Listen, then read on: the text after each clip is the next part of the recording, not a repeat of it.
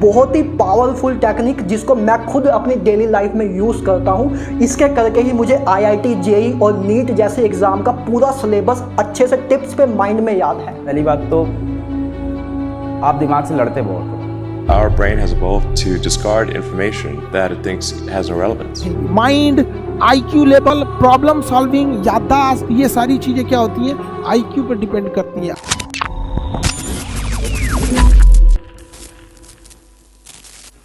आपने अक्सर अपनी क्लास में नोटिस किया होगा कि कई स्टूडेंट ऐसे होते हैं जो कि पूरा पूरा दिन पढ़ते हैं पर फिर भी उनके उतने अच्छे मार्क्स नहीं आते हैं, और शायद आप भी हो सकते हो। और वहीं कुछ स्टूडेंट ऐसे भी होते हैं जो कि एग्जाम से एक दिन पहले ही पढ़ते हैं पर फिर भी बहुत अच्छा स्कोर कर लेते हैं। ऐसा क्यों?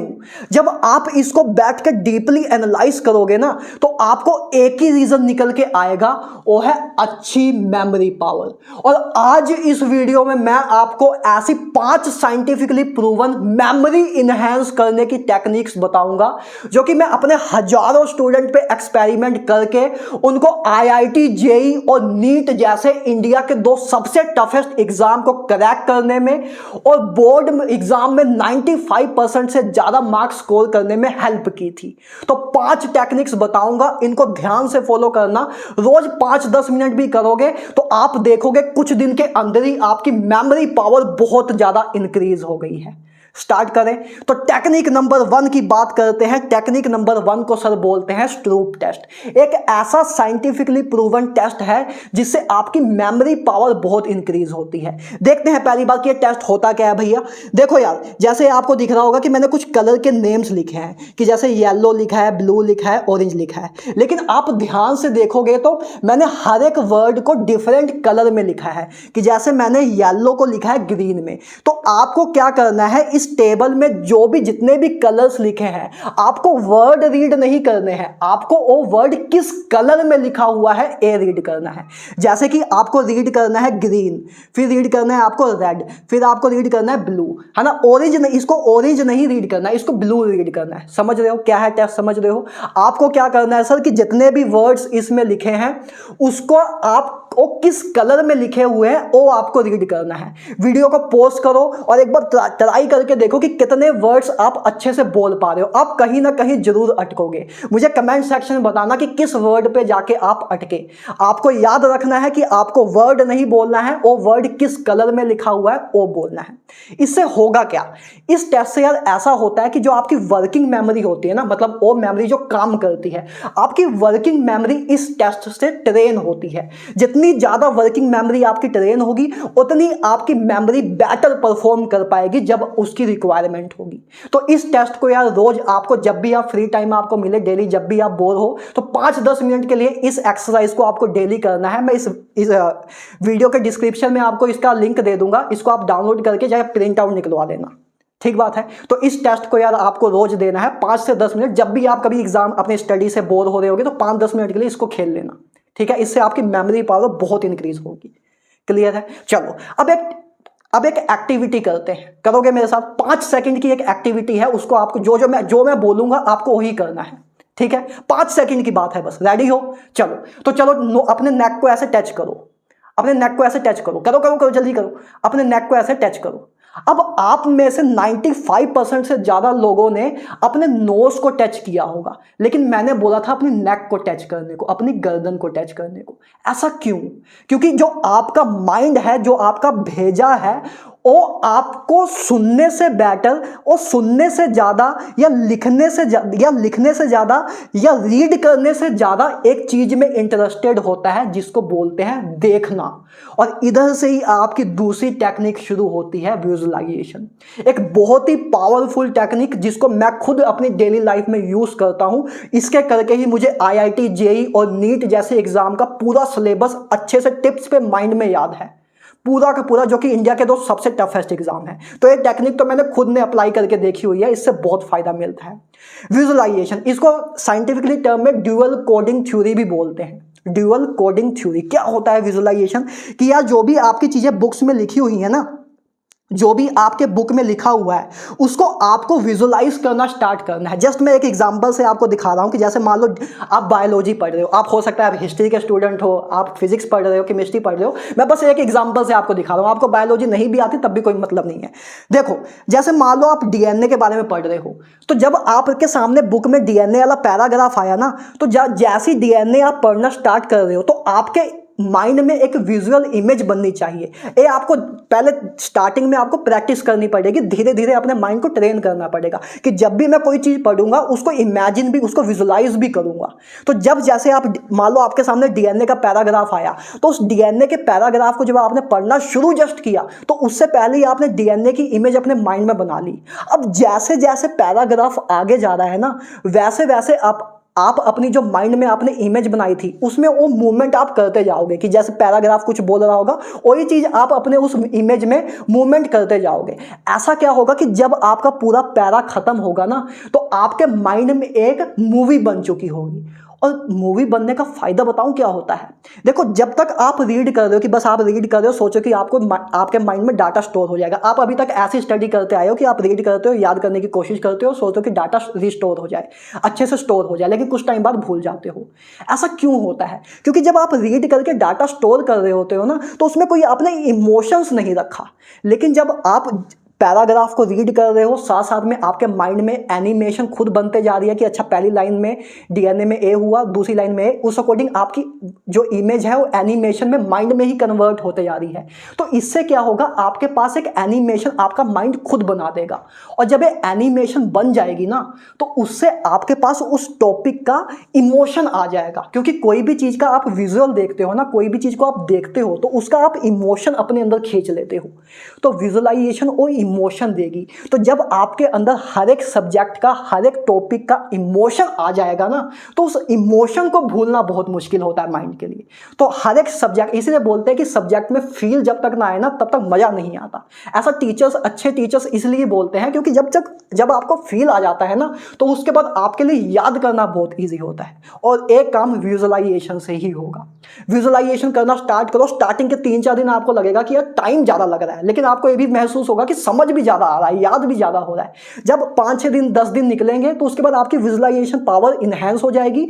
आप जल्दी जल्दी विजुअलाइज करने लग जाओगे, तो आप वापस उसी स्पीड में आ जाओगे जिस स्पीड में आज पढ़ते थे, या जो स्पीड आपको चाहिए। ठीक है, तो स्टार्टिंग में टाइम लगेगा, स्टार्टिंग में लगेगा कि धीरे हो रहा है इस प्रोसेस से, लेकिन 10 दिन बाद इंप्रूवमेंट हो जाएगी और बहुत अच्छा आपको रिजल्ट देगा। ठीक है, विजुअलाइजेशन का सबसे बड़ा फायदा यही होता है कि आपकी जो लॉन्ग टर्म मेमोरी होती है ना, उसकी रिटेंशन पावर को बहुत इंक्रीज करता है। तो इसको आप फॉलो करना। इसके करके ही मेरी भी रिटेंशन पावर बहुत इंक्रीज हुई है। मुझे भी याद नहीं रहता था ज़्यादा, लेकिन जब से मैंने इस टेक्निक को फॉलो किया था, आज मुझे लगभग फिजिक्स और केमिस्ट्री की IIT JEE और नीट की पूरी फिजिक्स और केमिस्ट्री अच्छे से पता है। आप कुछ भी मेरे से पूछोगे, कोई भी पॉइंट मेरे से पूछोगे, मैं आपको बता दूंगा, क्योंकि हर एक चीज़ का मेरे अंदर इमोशंस है। आप लेक्चर भी मेरे जाके देखोगे तो आपको हर एक टॉपिक में दिखेगा कि हाँ मेरे अंदर उस चीज़ का इमोशन है। राइट, चलो ये टेक्निक क्लियर है। विजुअलाइजेशन आज से करना स्टार्ट करना। ठीक है, चलो आगे बात करते हैं। नेक्स्ट चीज है न्यूरोप्लास्टिसिटी एक्सरसाइज। अब ये क्या होता है यार, इसमें आपको बस कुछ नहीं करना है। देखो आप डेली, जैसे आप डेली जो भी चीजें आप करते हो, जैसे आप ब्रश करते हो, तो ब्रश अभी आप मैक्सिमम लोग राइट हैंड से करते होंगे, कुछ लेफ्टी होंगे तो लेफ्ट हैंड से भी करते होंगे। तो मैं अभी जनरल केस लेके चल रहा हूँ कि राइट हैंड से आप अपना ब्रश करते होगे, कल से आप लेफ्ट हैंड से ब्रश करना स्टार्ट करना, या आप अपने राइट हैंड से पानी पीते होगे तो कभी कभी लेफ्ट हैंड से भी पानी पीना शुरू करना।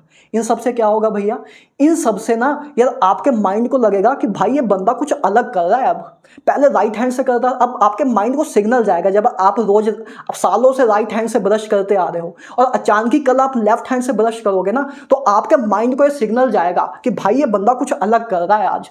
और इससे क्या होगा, आपके ब्रेन में सेल्स, जो आपके जो ब्रेन के सेल्स होते हैं उनको न्यूरॉन्स बोलते हैं, आपको ना पता हो तो, है ना, वैसे पता ही होगा। तो जो आपके न्यूरॉन्स होते हैं ना, उनमें नवे कनेक्शन बनना शुरू होते हैं इस एक्सरसाइज से। कि जो आप डेली राइट हैंड से अगर अपने ब्रश कर रहे हो, अगर लेफ्ट हैंड से करने लग जाओगे ना, तो ब्रेन में नवा सिग्नल जाएगा कि भाई ये कुछ नवा तगड़ा काम कर रहा है। और उससे आपके न्यूरॉन्स के बीच में नवे कनेक्शंस बनेंगे। और जब न्यूरॉन्स के बीच में नवे कनेक्शन बनेंगे ना, तो आपकी मेमोरी पावर बहुत इंक्रीज होना शुरू हो जाएगी। तो एक छोटी सी एक्सरसाइज है। डेली जो भी आप चीजें करते हो, जिस भी तरीके से करते हो, उसको थोड़ा चेंजेस कर लो कि आप इस रास्ते रास्ते से कहीं जाते हो, स्कूल जाते हो, तो हल्का सा रास्ता चेंज कर लो, तो आपके माइंड को, आपका माइंड प्रोसेस करेगा कि भाई कुछ अलग चल रहा है, तो उससे आपके न्यूरॉन्स के बीच में नए कनेक्शंस बनते हैं।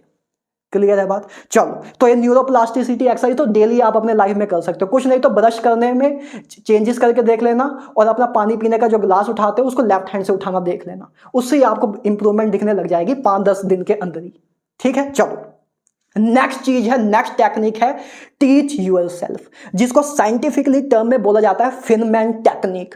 और जितने भी अच्छे टीचर्स हैं ना, चाहे मैं IIT JEE के अच्छे टीचर्स की बात करूं जो टॉप लेवल पे हैं, या नीट के अच्छे टीचर्स की बात करूं, या UPSC की बात करूं, SSC की बात करूं, NDA की बात करूं, किसी बोर्ड एग्जाम की बात करूं, किसी भी एग्जाम की बात करूं, CA की बात करूं, किसी भी एग्जाम के जो सबसे अच्छे टीचर हैं ना, जिनको मतलब सब्जेक्ट की पूरी नॉलेज है कि उनसे कुछ भी पूछ लो बता देंगे, तो वो लोग इस टेक्निक को ही फॉलो करते हैं। जितने भी अच्छे टीचर्स हैं किसी भी डोमेन के, किसी भी एग्जाम के, वो इस टेक्निक को फॉलो करते ही करते हैं। ये सारे टीचर्स का राज खोल के आपको दे रहा हूं।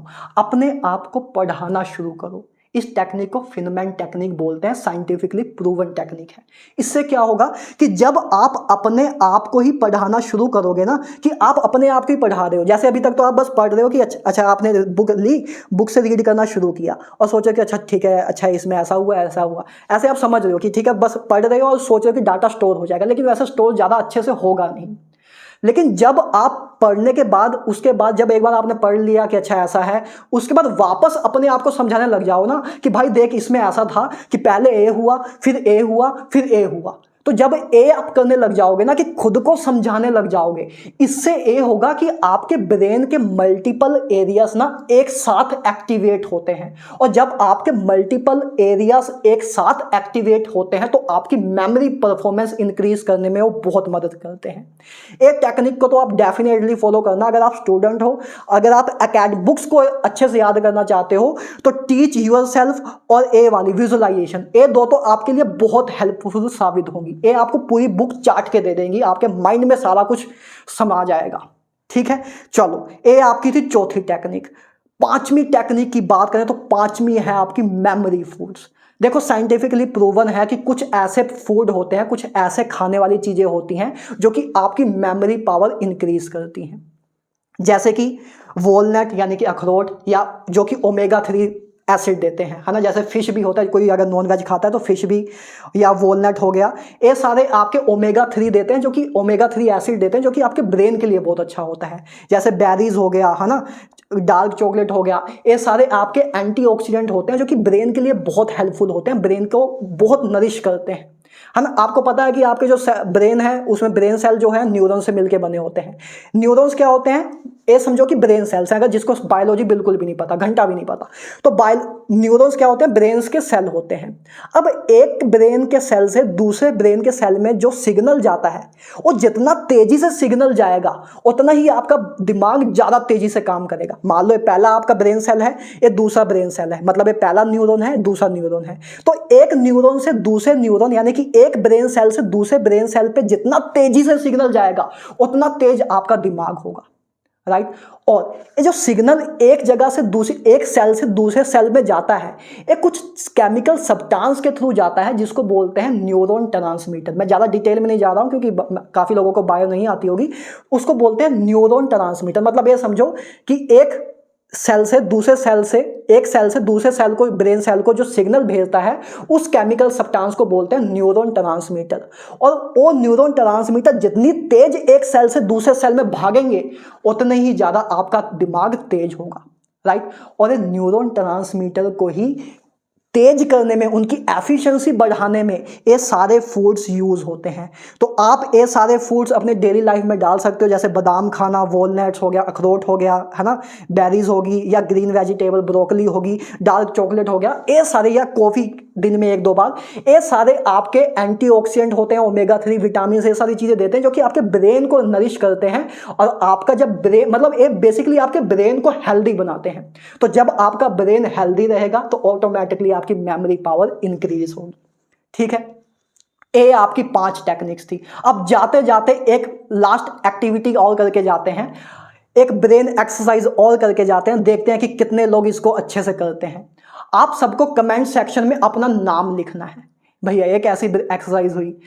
नाम तो लिखना है आपको, लेकिन आंखें बंद करके। कीबोर्ड पहले स्टार्ट कर लो, कीबोर्ड स्टार्ट करने के बाद अपनी आंखें बंद करो, आंखें बंद करके अपना नाम टाइप करने की कोशिश करो और देखो आप कितना ज़्यादा करेक्ट टाइप कर पा रहे हो। जो भी आप टाइप करोगे कमेंट सेक्शन में पेस्ट कर देना, अपलोड कर देना। मैं देखूंगा कितने लोग अच्छे से टाइप कर पा रहे हैं, कितना गलत कर पा रहे हैं, उससे मुझे पता लगेगा।